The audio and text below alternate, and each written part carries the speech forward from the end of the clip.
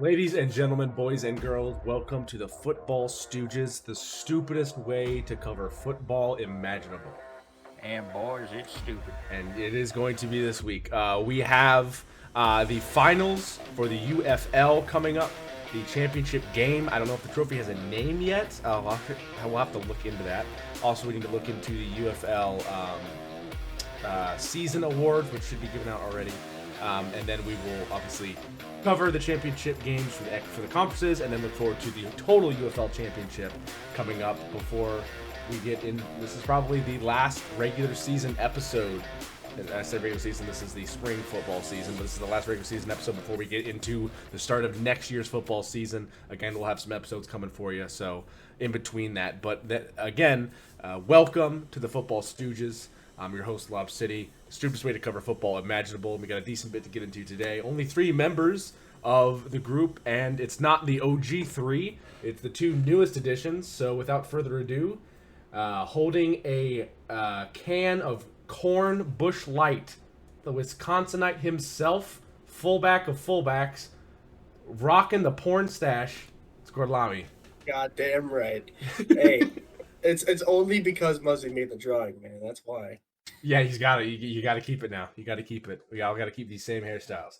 Next up, a man who was on. It's a staple of my life. Next up, a man who was on cloud 9 until Luka Doncic decides to become prime Michael Jordan and come back from a 3-0 deficit. It's K-Duff. This shit ain't nothing to me, man. We don't need that Porzingis, Tingus, Pingus shit to beat the Mavs in them old building. Ugh. But, I mean, honestly, it might honestly be Celtics in 4.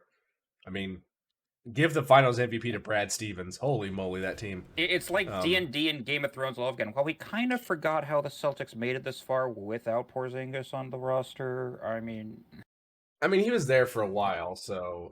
for a minute, yeah. But, I mean, he did great. He does have a tear in one of his peroneal tendons, his fibulus tendons. Yeah, I remember seeing a report about that, and like me and everybody on Twitter, we're both reading that, and just like, English motherfucker, what does this mean for Game 3?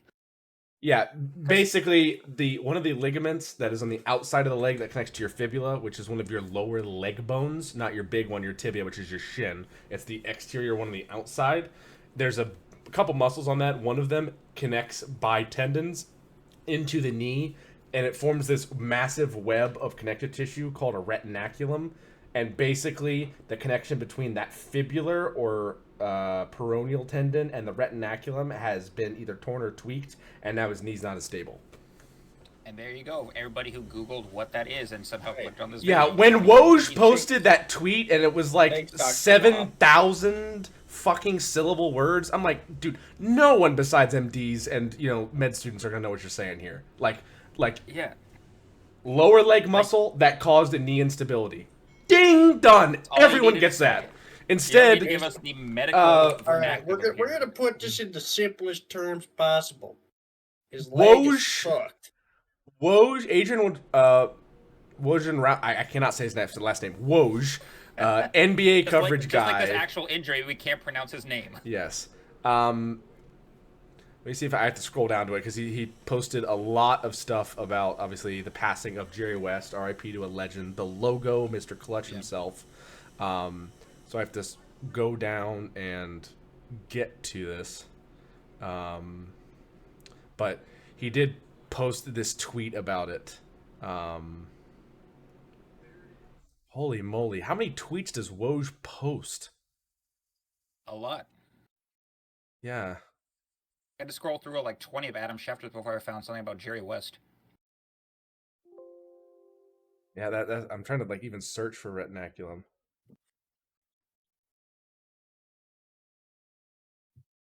Oh my gosh.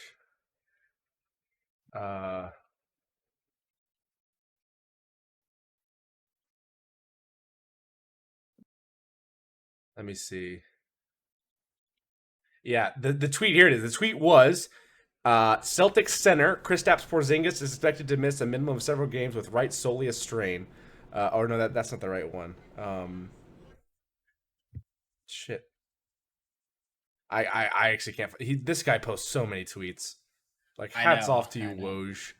But, like, This Point is fucking being, ridiculous. Porzingis is injured. He was out for game 3. Everyone thought it was going to be game over for the Celtics at that point, and it turned out not to be. That's enough for basketball. On to football stuff. Yeah, fuck it. I can't find it, but he used a billion syllable words. Anyway, that was a waste of time. But as you notice, the Purell, as you notice, the Purell hand sanitizer, the Football Stooges is not here. So in memoriam, we need. Mamba's still being held hostage in Norway as well. So yeah, we need to. They're actually being held for ransom. Yeah, what we're hearing is 2 Indian shekels and a Pop-Tart. So what? Who is that?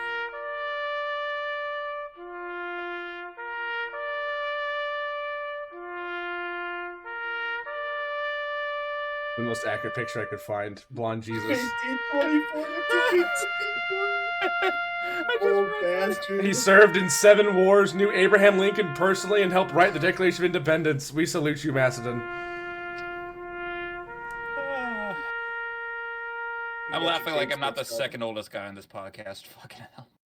Yeah, but anyway, Macedon a little under the weather today, so the Purell hand sanitizer is now 99.98% of the time in all of the episodes. But without further ado, he's now the 98% of fat you don't find in 2% milk.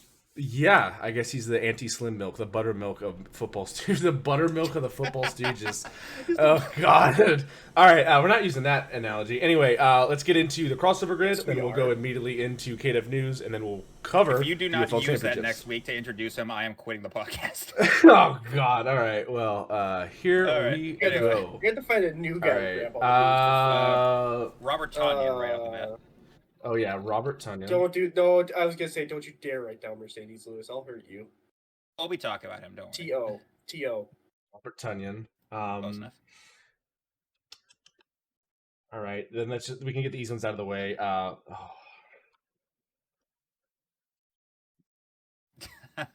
What? What? Not. Excuse me? Michael Mayer. 2 Mayers. He is a tight end. Okay. I don't want him to be a Raider either. Like, fuck. All right, I just give him like Austin Hooper or something like that. True. I know Raiders tight ends too well. Waller could have actually worked. I just realized. But... Yeah. Oh. Then we can also do a tight end for the Bears. And that one we can do Mercedes Lewis. Yeah. Or I'll hit him with Cole Kmet or. You got a pull. You got a big pull here. Got a Jimmy big pull.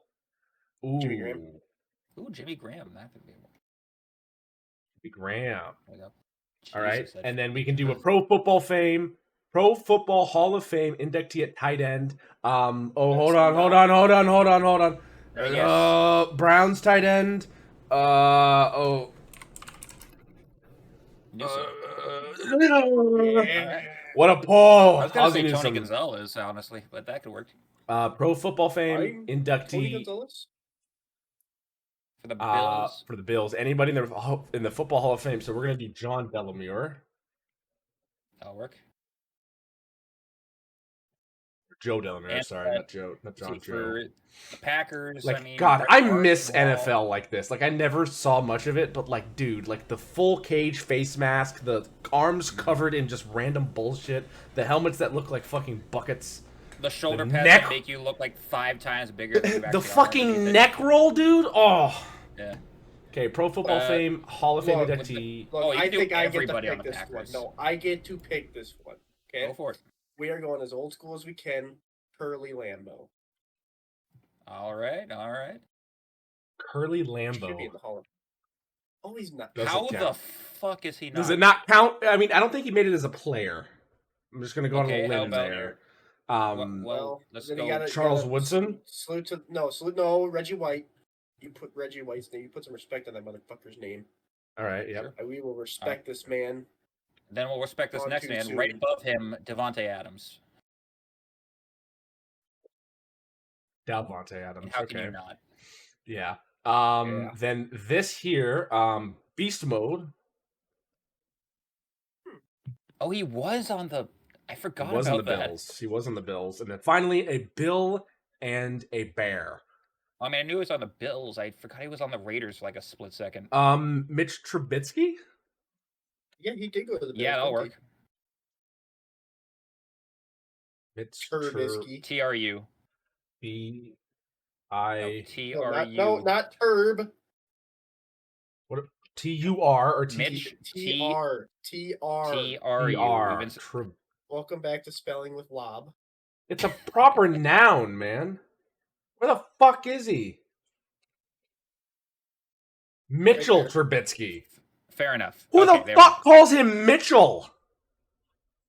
Of course, Favre was the number one. Oh, Jason Witten. I forgot he was a Raider. Oh, yeah, that'll work. I really forgot he was a Raider.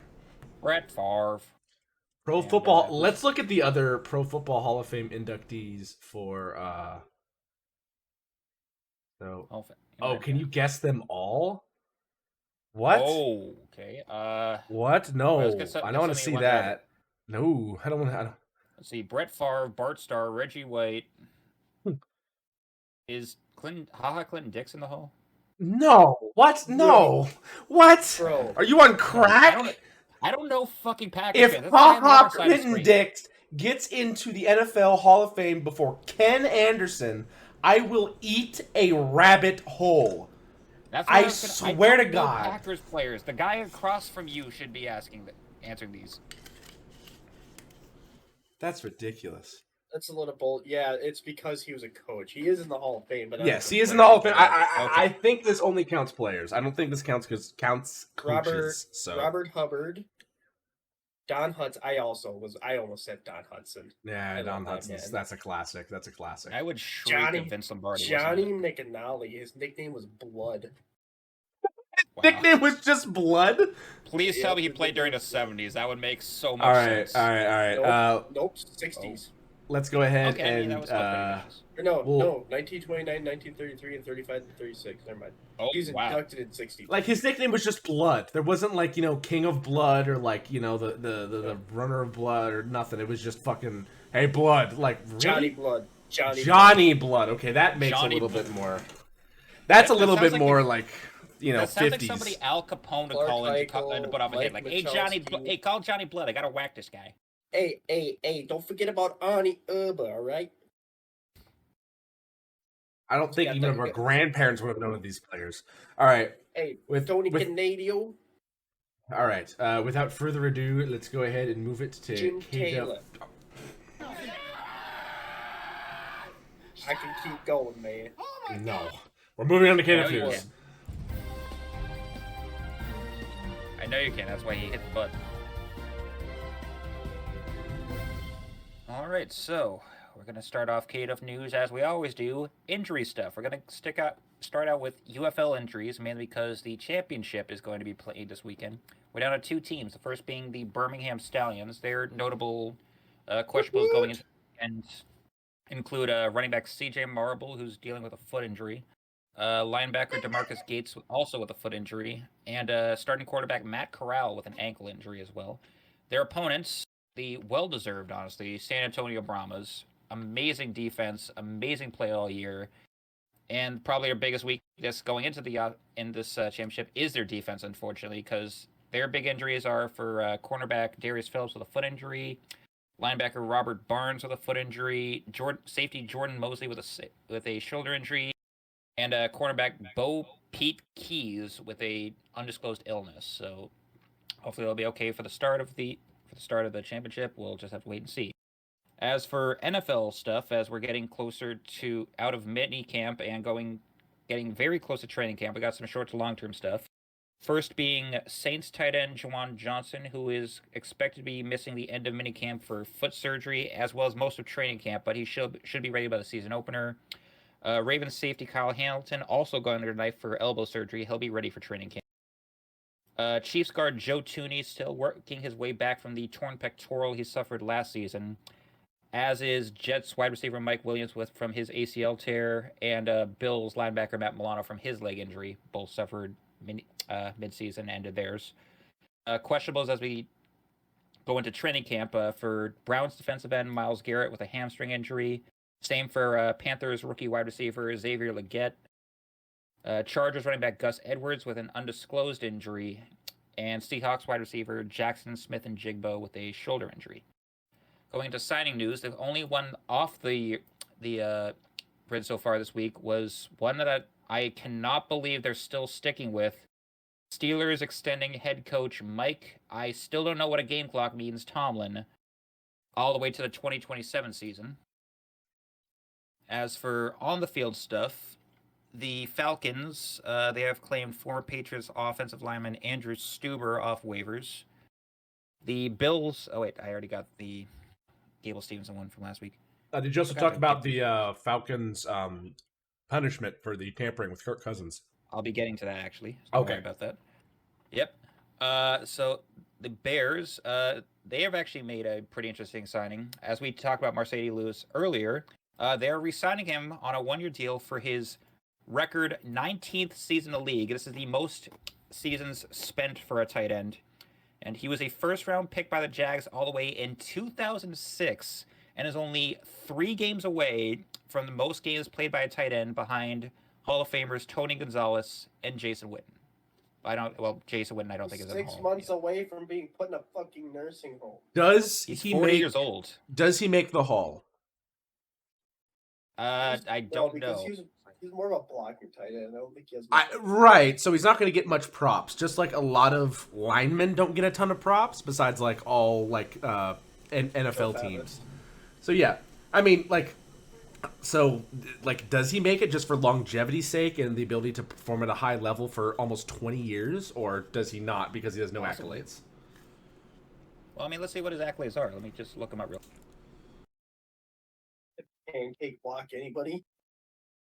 Yeah, I mean, one of the better blocking tight ends of all time, I would say, probably top 10. Yeah. I don't know if it's number 1, but let's see. Second team All-Pro, Pro Bowler, John Mackey Award. Well, how many Pro Bowls, how many second all teams? 1 each, both in 2010. He's been on some pretty rough teams. He was on the Jaguars from 2006 to 2017. He's just a glutton for punishment. 11 years on the Jaguars is capital punishment. Oh my gosh. Then he was with Gorlami and the Packers from 2018 to 2022, and he's been on the Bears for the past 2 years.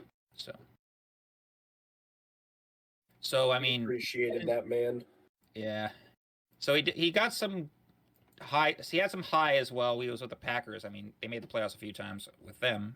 So, I mean, I guess that's something for him. But I mean, also, how many times is a blocking tight end going to get an all NFL nod over a Travis Kelce, Tony Gonzalez, Jason Witten, et cetera, et cetera, et cetera? Yeah, exactly. But, going on to the next team, the Bengals. They have actually made a signing this week, re-signing center Ted Karras on a 1-year deal. Going back a little further down, the Broncos are signing former Falcons linebacker Andre Smith. The Jaguars, they made a hell of a sign this week, but first they signed a former Rams wide receiver Austin Trammell, the big one of the week, and holy shit, I still can't believe they're paying him this much. They have extended quarterback Trevor Lawrence, T-Law, on a 5-year team record, and possibly, I think, league record, $275 million contract with 142 guaranteed at signing and $200 million total in guarantees. Holy shit. Where's Shad Khan getting this money? Let's see. The Chiefs are re-signing wide receiver and hero of the Super Bowl, Mecole Hardman, on a 1-year deal, as well as released running back Hassan Hall. The Patriots have claimed former Lions rookie linebacker Steel Chambers off waivers. I just love his name. That's why I feel like it can be like including that. The Giants are signing former Jaguar cornerback Trey Herndon on a 1-year deal. The Jets are bringing in another guy who was a former first-round pick, former Cowboys defensive end Tack McKinley, who I believe has been mostly a bust because of injuries. And finally, the Titans have signed former Browns offensive tackle Garon Christian on a 1-year deal. Going on to trades and retirements, the big one of the week, Giants tight end Darren Waller has officially announced his retirement after 9 years in the league spent with the Ravens, Raiders, and Giants. His decision coming after a serious health scare he had back in November, since he still hasn't been diagnosed on. He apparently lost the ability to do for like all motor functions and even breathing for about 3.5 days, which he still has no idea what the cause was, which is honestly kind of scary to hear. But he is choosing to hang up his cleats. He's finishing his career with 1 Pro Bowl nod, 4,100 receiving yards, and 20 touchdowns. Another retirement, Texans cornerback Steve Nelson also announced his retirement, also after 9 seasons, all those spent with the Texans, Chiefs, Steelers, and Eagles, finishing his career with 450 tackles, 78 deflections, 1 sack, 13 interceptions, and 1 pick six, which coincidentally was a 86-yarder that was thrown by Joe Flacco during their wildcard game against the Browns last season. Going on to other news around the league. As Lob alluded to, the NFL has officially announced their ruling on the tampering case against the Eagles and Falcons. The Falcons, for violating tampering rules with quarterback Kirk Cousins, wide receiver Darnell Mooney, and tight end Charlie Werner, they forfeit their 2025 fifth-round pick. They are fined $250,000, and general manager Terry Fontenot will be fined $50,000. As for the Eagles, they are fined absolutely fucking nothing because it turned out there was actually not enough evidence to prove collusion or that they violated any anti-tampering rules in the league. So there's that. Later news. Shit. Yeah. Oh, shit. Yeah, it kind of is bullshit, but I would have loved to just hear Maston's opinion on that just so we could tear him apart for it. Yep. One other thing. Did you talk about the Calais Campbell news that came out late tonight? I have not actually heard about Calais Campbell. Coming from Ian Rappaport at 8:27 p.m. Longtime Pro Bowl defensive end Calais Campbell, one of the biggest names in free agency, still available, is expected to sign with the Dolphins, per Tom Pelissero. Home I missed this. For the Miami superstar. 37-year-old Calais Campbell. 17th season? Wow. Yeah, long time for a defensive end. Yeah. But still very good. Played very well for the struggling Falcons, but still, was a bright spot there. It was something for him, yeah. Oh, yeah, absolutely. Absolutely. Yeah. All right. As we're finishing up mini camps and getting closer to training camp, there's been multiple high superstar no-shows this week. We already know about guys like CeeDee Lamb, Brandon Ayuk, T. Higgins. They're all holding out for contract stuff. Other no-shows this week include Jets quarterback Aaron Rodgers and defensive end Hassan Reddick. Both are no-shows and did not report, which means that they are subject to fines. Saints running back Alvin Kamara, who's looking for a new deal. After him being kind of a delinquent off the field and the price value of running backs going further down, I don't think he's going to get one. Buccaneers linebacker Randy Gregory, and Browns wide receiver Amari Cooper as well. There were also a couple of excused ones, which will not be subject to fines, those being Steelers running back Najee Harris and Ravens wide receiver Deontay Hardy. Another one, the Patriots at the same time last night when the Celtics were kicking the Mavs' ass, they inducted former quarterback Tom Brady into their Hall of Fame, becoming the team's 35th member inducted, as well as retiring his number, the number 12, and announcing that a 12-foot-tall statue of Brady will be unveiled during the upcoming season outside of Gillette Stadium. So, props to you, Tom. Welcome to the Hall. And finally, this is going to be very tough to talk about. We want to, as the Football Stooges, want to extend our condolences to the McCaffrey family, as the unfortunate news this week is that the Madden cover has come out, and the target of the curse this week, for the first time in over 20 years, a 49er will be on it. That being running back Christian Run CMC McCaffrey. The curse has claimed yet another one, boys. That's all I got. The rough one. That's a rough one. Rough one for him. I thought it was going to be Joe Burrow, and I was very concerned, but it's him, so not concerned, I guess. Why would you want Joe Burrow? You know how the curse works. No, that's what I'm saying. I was concerned it was going to be Joe Burrow. There were speculations about it. So, but all jokes aside, very deserving of him. Had an amazing year. So it is. It's gonna be. It's causing worry for 49ers fans. And it's also funny enough pissing off Raiders fans, because if you look at the cover, the guys he's out running are Raiders, and the 49er Raider rivalry has been fucking violent and brutal the past few decades. So, well, it used to be a Bay rivalry. It used to be across the Bay Area. Oakland no, and San Fran, Francisco, really close to each other. And now obviously it's Las Vegas, and it San flared Fran. up again when the Warriors were moving out of there a few years back. So yeah. All right, let's go ahead and cover the championship games for the conference championships. So, Michigan Panthers season comes to a stop. Birmingham Sounds were too much. Danny Etling. Right, we are. And Danny Etling had a tough game. 18 for 29 for 182, 1 touchdown, 3 interceptions, a 62% completion percentage, and a 105.5 rating. All that looks fine until you get to the interceptions. 62% completion percentage is fine. 182 yards, a touchdown. That's all fine. 3 interceptions really hurts.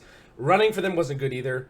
Nate McRae, 11 for 62. Matthew Corbin II, 11 for 15. And Danny Etling, 2 for 3. No touchdowns there. Receiving, COC Marner, 4 for 16, a touchdown. Devin Gray, 3 for 33. Marcus Simmons, 3 for 32. Trey Quinn, 3 for 29. Cole Hikatuni, 3 for 15. Kendra Whitehead Jr., 1 for 8. And Matthew Corbin II, 1 for 9, as well as Devin Ross, 1 for 4. Only 200 total receiving yards. Moving on to Birmingham Stallions. It also makes the 15-point lead they blew at the end in the second half. Like, Jesus Christ. Yeah, they were up 12, and then Birmingham rolled back into command of this entire thing. Adrian Martinez had a great game. He went 10 for 19 for 164, a touchdown, 1 pick, a 53% completion percentage, and 132.2 rating. Matt Corral, before the injury, went 9 for 11 for 120 yards, 2 touchdowns, 1 interception, 82% completion rating, and a 215.3 quarterback rating. Rushing, 96 yards total rushing, not bad. CJ Marble, 8 for 77. Adrian Martinez, 4 for 8. Ricky Pearson Jr., 5 for 7. Matt Corral, 1 for 2. And Amari Rogers, 1 for 2. Receiving, Marlon Williams, 3 for 50. Deion Kane, 3 for 19. Amari Rogers, 3 for 11 and a touchdown. Jordan Thomas, 2 for 62 and a touchdown. Gray Jennings, 2 for 59. Jay Sternberger, 2 for 48. Ricky Pearson Jr., 2 for 17 and a touchdown. And Benjamin Victor, 1 for 13 as well. CJ Marble, 1 for 5. 284 total yards of receiving. Everybody getting in. Defense was a big name of the game for both teams. Obviously, Birmingham had the better defense. They came out on top. They had 5 sacks to the Panthers' 4. They had 7 tackles for loss to the Panthers' 3. They also intercepted the ball, obviously, 3 times to the Panthers' 2. I mean, it was a kind of a grinded out game. Birmingham's offense looked good, but not as good as it usually does. There was some hiccups, some bumps in the road. Michigan has a solid defense, especially pass rush wise. So Adrian Martinez and Matt Corral were not comfortable in the pocket. So that did disrupt them a little bit. They did get the win. That's all that matters, especially in the playoffs. Yes, but if you're being disrupted by the Panthers defense, imagine how that's going to be when you're going against the Brahmas next week. Yeah, when you're going to St. Louis and the Brahmas are in town and they haven't moved. They've stayed in St. Louis the past 3 weeks now. They're comfortable. So, yeah. But again, they get the win. As always with Michigan Panthers, one final look at Jake Bates off and on day. 53 good. I don't know what this is. Miss, distance, not time. That's gotta be a typo. 42 good, 39 good, 25 good, and then 2 misses, 1 from 51 and 1 from 44. I think one might have been deflected. Yes, one was deflected. I believe that was the one from 44. Yeah, on the other side, though, Chris Blewett did not blow it. 2 both good, long at 43. He's been in the NFL before.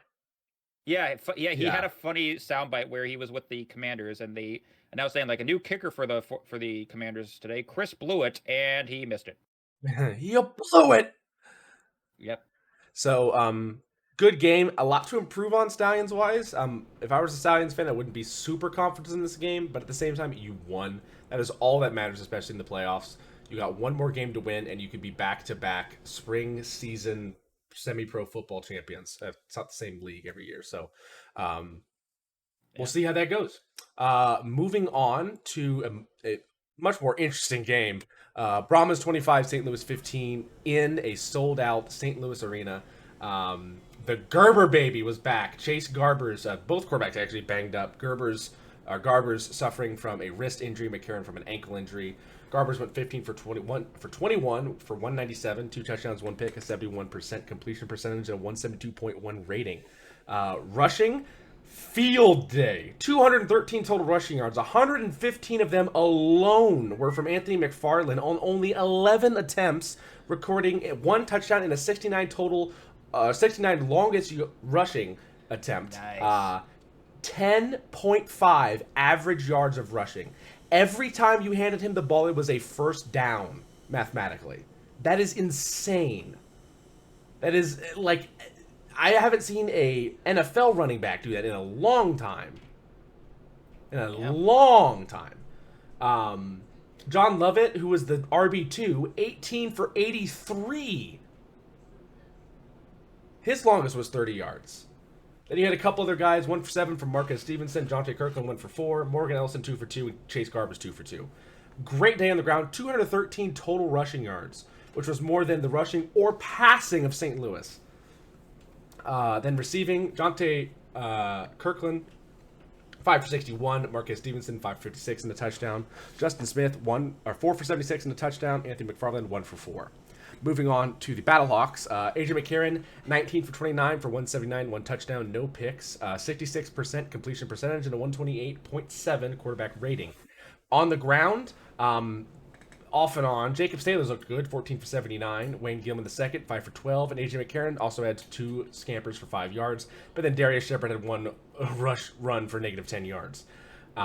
86 rushing yards on the day. Receiving wise, pretty good day. Hakeem Butler 6 for 59, Darius Shepard 3 for 51, Steve Mitchell Jr. 3 for 29, Jacor Pearson 2 for 12, Wayne Gilman II 2 for 10, Jake Sutherland 2 for 6 and a touchdown, and Jacob Stalers 1 for 12. After the game, Wade Phillips found Hakeem Butler personally and told him that he was going to call some of his fellow colleagues and former employers in the NFL, as he spent a long time as a defensive coordinator and head coach in the NFL, and say, you need to give this guy a look. So, yes, that's some great sportsmanship there. Great sportsmanship, and he's going to keep true to that promise. He's not wrong. Butler would definitely be needed on some teams that have been pretty lacking in the wide receiver department. I'd say like a Chargers, a Patriots, the Steelers. The Bills. No. Josh Allen. No, they don't need. The Bills don't need anything. They can just fuck off and die upstate. Anyway. But yeah, McCarron was a little bit he wasn't immobile by any means, but he was not as shifty as he normally can be. AJ McCarron is kind of, the best way I can describe his quickness is like Larry Bird in his early years. He's like, oh, this white guy's slow. He's got some shiftiness to him. AJ McCarron is a little slippery. He's like an eel covered in baby oil. He's just sliding through where he needs to go. Don't think too far into that. So he was not as shifty. He struggled kind of moving in the pocket a little bit. He did kind of scamper here and there. But the defense, I mean, I think this was a great play by the Brahmas. They did not show their entire hand. They threw a lot more last week in the regular season, and then when they had the rematch in the playoffs, they just said, fuck it, ace, 2 back, 1 fullback, run the ball down their throat, and their defense threw a ton of different looks to McCarron, constantly changing up how it was going to be. And again, their D-line, and especially their linebackers, shut down the run so that the Battlehawks became one-dimensional. And when that happened, if you let a Wade Phillips team sit back in a Tony Dungy style Tampa 2 or maybe even a cover 3-4, you're cooked. You are cooked. Pretty much. That man can throw so many blitzes at you, your head will be spinning 7 ways from Sunday. So don't let him do that. Wade Phillips is a savant with defense. He knows he can know just about every offensive plan inside and out, and just has like every plan imaginable to just shut it down. 9 tackles for losses for the Brahmas compared to the 3 of the Battlehawks. 4 sacks to the 1. Just like a really great performance by the defense, and the offense showed up, which is what the Brahmas were kind of struggling getting consistently. But hey, if you run the ball for 213 yards on 35 carries, you're doing something right. Championships wins defense and run the damn ball. Both taking great advice from legends. Yeah, defense does win championships. That definitely does prove true. We'll see how it goes. I do like as a Brahmas fan, I do like that the championship is being held in St. Louis, not only for its fan base, which I don't know if a lot of them will show up to this game since the Brahmas just, kicked them out from having an at-home Super Bowl. But the Brahmas have been in St. Louis for 3 weeks now. The last week of the regular season, the UFL championship, or the UFL semifinal, and now the UFL final. So that's going to help. I mean, not that there's going to be a ton of jet lag. You have a week between games. But at the same time, if you're getting into a rhythm and more comfortable, especially with a locker room and a stadium, you're going to be also, a lot more acclimated. Teams are the same time zone anyway, so it's not going to be too much jet lag, if any. Birmingham is East Coast time. Is St. Louis Central? I believe it is. I think they're like right on the line.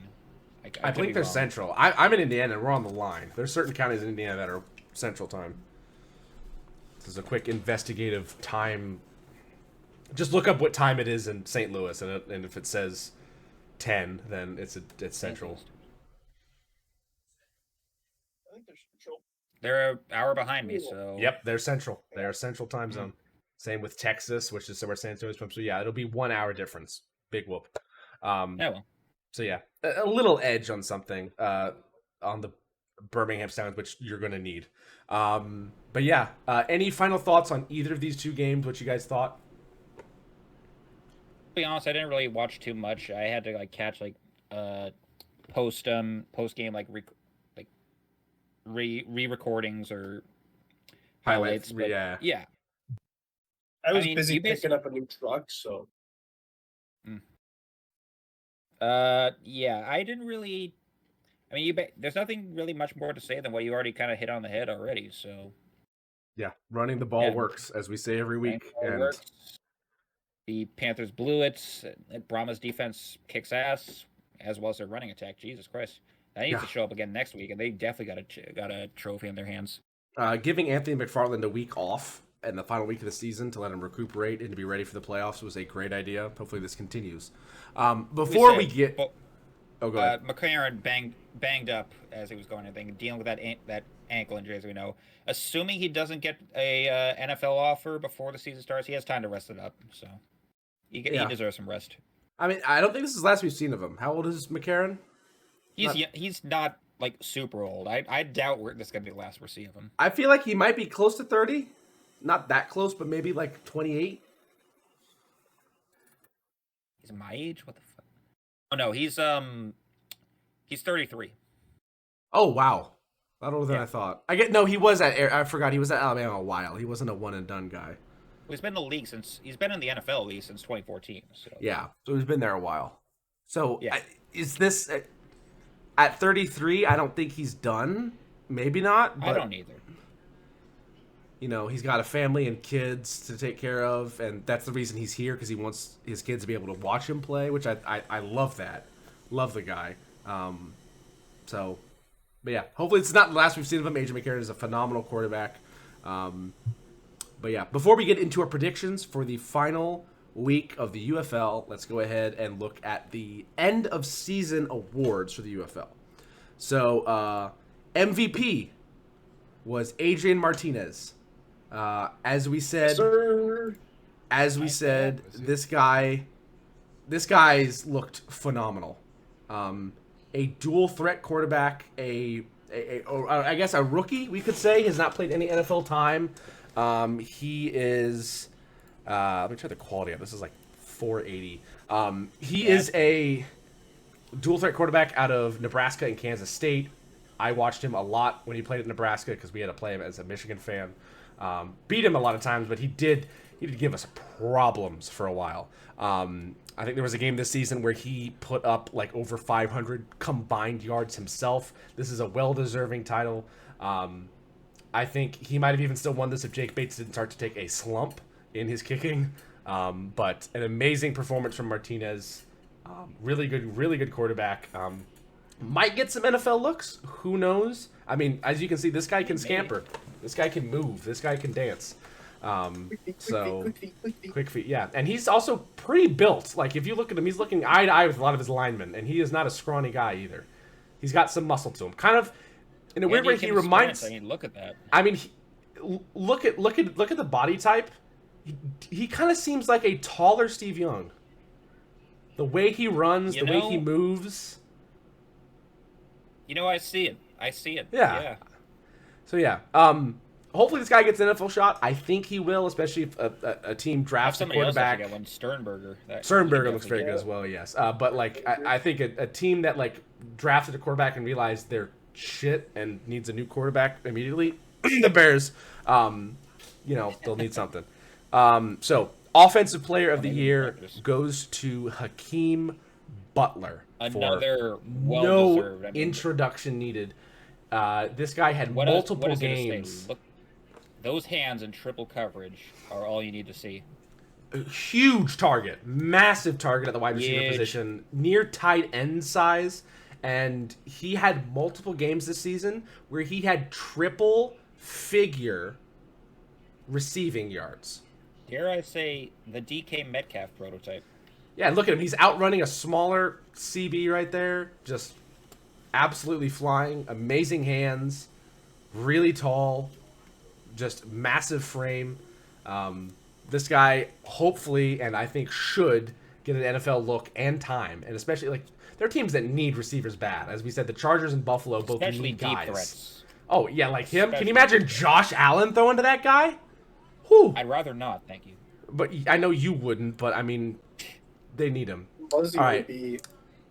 Defensive player of the year goes to Ed Breland, who is the defensive end for the Michigan Panthers. Part of their Michigan Panthers defense was a little rough. However, Breland Speaks, actually. Or sorry, defensive end Breland Speaks. Sorry. He was an amazing end for the Panthers. Their secondary and middle linebackers were not great, but their D-line was amazing. They got multiple sacks.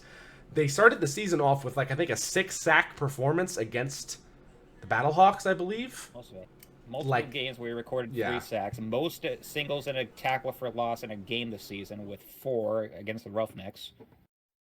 3 sacks in 2 games. Only UFL player to ever do so, reaching the mark against Memphis on April 28th, against Houston on May 26th. He was a dominant force. Might get an NFL look as well, but very well deserved. Terrorizer of quarterbacks. Great job for him this season. All right, moving on to some other awards. Special Teams Player of the Year. That's not Jake. What the fuck? I don't understand. I mean, Chris Garrett's good. Yeah, block punt. Again, Yeah, it's a block punt. Very nice. I mean, no props to the guy that tied the NFL record for, like, the longest kick in football history, week 1, when he hadn't kicked since high school, and you don't even another block punt here against the Stallions. I mean, that's something. I'll be honest though, that's something else that NFL can definitely be looking at with a new kickoff rule change. Yeah, but this guy looks like he's more of a punt special team specialist, it looks like. I mean, amazing job. Blocking punts is no easy task. Oh my god, he took that foot to the face there. Yeah. That's why he's got a face mask on. No easy task, but like, this has got to be Jake Bates. I do not agree with this one bit. I'm sorry, Chris Garrett. Don't agree. It's like when they named Kevin Stefanski Coach of the Year for the NFL honors. I don't get that either. Also, Mike Nolan as the head coach. I don't know, 100% agree with this. There may be a little bit of bias for Wade Phillips, for me.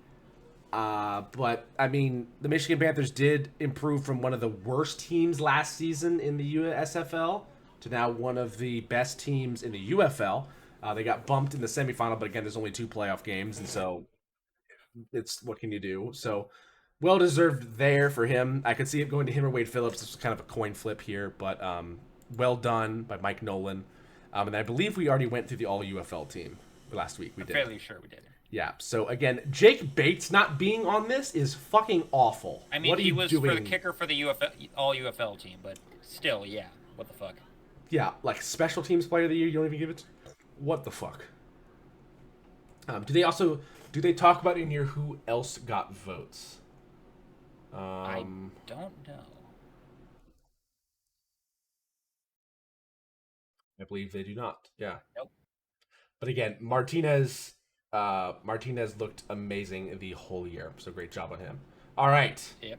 So, real quick, K-Duff, you're look at the Discord. Macedon posted the scores. So go ahead and give us from bottom to top the rankings for our pick'em for the UFL. All right, on the bottom in 5th place we have Mamba 34-17. He went 2-1 this week. I am right behind him I am right above him, excuse me, in 4th at 36-13. I went 2-0 this week. Maston, he came up 3rd, 39-11. He's 1-1 this week. And in 2nd place, Lob with 42-10 and with a 3-0 this week. And I can't fucking believe I'm saying this. It looks like he's going to be winning this. Gorlami, right 46-10, also going 3-0 this week. God damn, I'm too good. It is impossible for anyone to catch Gorlami, statistically speaking. Even if I get 2 and he loses 1, that's only a move up of 2 for me. So, or is it? Because he's 46 and I'm 43. He's 46-10. You're 42. So yeah, so there's no way. I would have to get 4 points. There's no way I can get. I can get You're presumptive champion. I'm too good. Too good. Yeah. I'm too good. You were a Vipers fan last season. Don't hold this out against yourself, okay? He won by proxy. I mean, Luis Perez was the winning quarterback for the Renegades. He started on the Vipers. Yeah. But anyway, congratulations to Gorlami. Mamba will have to face the challenge of the 16 ounces of lemon juice. He's never leaving Norway now. I was thinking that next season for the he's gonna look for asylum. There's like don't let me go back there and drink lemon juice. Next season for the NFL, I think the loser of the pick'em for the NFL has to do on air the 1 chip challenge. I think that'd be a fun one. Fuck you. I think that's gonna be harder because my state banned that after some kid died eating it. Some kid died? He had like some like health issue that got like triggered because he was eating it and. Yeah. Wow. I mean, I think you can order it on Amazon. I don't know. Fairly we'll certain look into that. But anyway, I will leave the episode after I start dying. It's bad when I eat something that's way too hot. My sinuses turn into like the floodgates in biblical times. Oh yeah, it's just like I could buy it right now for like $16 on Amazon. Yeah, $16 for 1 chip is insane. Yeah. But anyway, Birmingham and San Antonio, Sunday, June 16th, Father's Day, 5 p.m. Eastern, in St. Louis at the Dome of America Center on Fox. This is going to be a great game. These teams met before, and the Brahmas were victorious. Now it's on a neutral site, even though the Brahmas have been there 3 weeks. So these two teams are going to be squaring off. You have the MVP in Adrian Martinez going up against the best defense in the league of the San Antonio Brahmas. Great minds on both teams.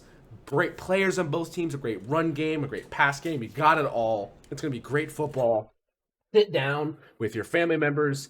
There's not many times I can remember that dads could watch football on Father's Day. Now you got this. I think this is a blessing, especially for fathers who love football. It's going to be a great opportunity, especially because the NBA and NHL finals are absolutely not entertaining this year. They look like they're both going to be sweeps. Both of the sweeps are not going to be the teams I wanted to win, so that's even worse. But regardless, we have to pick for this game. As always, Vamos Brahmas. I believe Wade Phillips and the San Antonio Brahmas are going to aggravate the piss out of Adrian Martinez, confuse the hell out of him, blitz him, different looks, and run the ball so bad that the Stallions are going to become Colts. Therefore, I will take the Brahmas by 4. Uh-huh. Yeah. You willing to put a bet on this one, Love? No. You've already won the pick'em. You've already won the pick'em. Like, yeah, this is just a wager between, your Brahmas and my Stallion. What are you suggesting, Gorlami? You know what? I feel like this will be a weekly discussion up until the game. Still the game, right? But I'm going to take the Brahmas in a very close one by 3. I think it's going to come down to the wire. You're taking the Brahmas. Or, no, Stallion. Sorry, fuck. Freudian slip. I'm tired. Lock it in. Guaranteed. Stallions by 3. I'm tired. Leave me Mamba alone. has actually gotten his prediction, and I just posted that in the chat. He says Dem Stallions by 11. And I'm going to go with Brahmas by 7. Okay. There we'll you find have out it. what Mastens is when he wakes up from his sickness-induced coma. Yeah, he's probably on so many NyQuils. He's probably seeing people in the corner. You know what? Let's make this a simple bet, Bob. Let's make it. You got a shotgun, a Yingling. A simple Shotgun bet a tomorrow. That's the thing, though. You can't buy one Yingling. They don't sell one Yingling. Yeah, one does not simply buy a also, single Yingling. Believe it or not, I've never shotgunned anything in my life. So this would be a perfect time to start. I am not a chugger. No, I'm not a chugger. I feel that sounds sexual for some reason. You know, well, Fuck. What are you thinking? What are you thinking here? Stallions and Brahmas are both. I don't know, like. I think we let Kate up. I think we let Kate up decide what the punishment will be for the loser. For me to decide it? Oh God. Let's get an offshore. You gotta go to Dunkin' Donuts and get no bev. Oh. Actually, that's actually a fun idea. Dunkin's black coffee. You gotta eat a shit whole. Is nasty. You gotta eat a whole Popeye's biscuit, no water. No water. She said choke me, daddy, so I gave her a Popeye's biscuit to eat without a drink. You just want to go back to the old school, like we did it last year with the it wasn't the XFL. You just want to do a lemon. Might as well. Yeah. Loser has to eat a lemon. Old time's sake. Lemon. Fuck it. Like Fuck a it. whole lemon or like Count out. cut a lemon slice.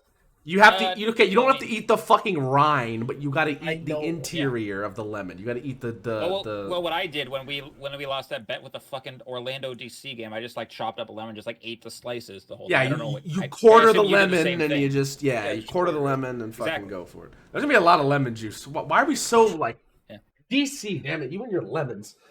You know when life gives you lemons. Yeah, when life gives you lemons. It's a bet. All right, it's a bet. Ladies and gentlemen, boys and girls. I have a fucking lemon. Yeah, boys, girls, and people from Portugal who haven't stopped watching because of Gorlami's shenanigans. Thank you for watching this episode. We hope you enjoyed. Leave a like and a comment on the video if you want us to answer anything. Enjoy football. Father's Day football is rare. Hopefully this league continues. I have loved watching the UFL this season. I thought it was better than the XFL and USFL combined from last year. A lot of good stories, a lot of good teams. Hopefully this continues. And enjoy it because this is truly now the beginning, in my opinion, of football's offseason. NCAA, NFL, I just checked UFL, last week to see if we had a comment. We do have one. Gorhami's like, that shit was something to me, man. Oh, so. Yeah, the smelling salt. Yeah. But yeah, enjoy football. Enjoy the final week before the true football offseason starts and the ungodly times are upon us. Mavs in 7, Oilers in 7, and as always, run the damn ball. Have a good night. Celtics in 4-6. Fuck off, love. 4-6. At least you're truthful.